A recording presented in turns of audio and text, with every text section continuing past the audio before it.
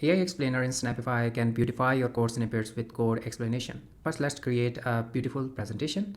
And for that, I will go here on the presets and change its dimension. You have these options like you can create different, you can choose different presets for different platforms. Like for example, here you have Twitter, which is X now, LinkedIn, Instagram, YouTube, and then these are some presentations and default settings which you can select.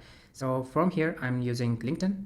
And now we have this proper dimension. Now the next step is to change the background to give it a customized look. In order to do that, I will just go here on the fill, and then here we have options to choose the solid background color or the gradient.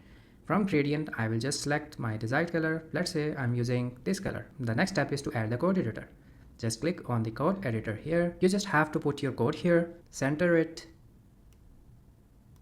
and change the file name. So here I'm using script.js. So did you notice that the icon also gets changed? So this is also a very great feature inside Snappify. Now I want some line numbers here. So I will just click on line numbers and it will enable this. From here I can customize my whole code snippet, including the box shadows. From here I can choose box shadows, and then I can also change the language and the syntax highlighting theme. So from here I will choose all Lucy. Now it is already looking a very beautiful code snippet.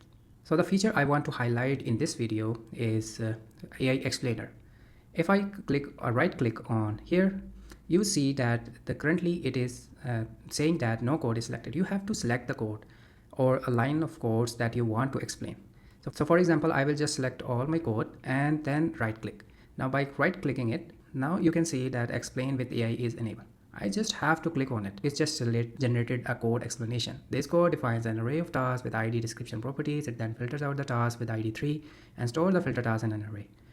New array called filter task, which is then logged to the console. So this is pretty much a very nice explanation by the AI. You can customize it. This is just a normal element that you can also add from here. Like for example, here you can see this is just like this rectangle, which you can also customize it. From here you can customize its color, whatever the color that you want. So from here, let's say I want yellow color, and then you can also change the font family of it, like Leto font, and then change its color, the bold status to non-bold, and then color you can choose your desired color, any of the color that you desire.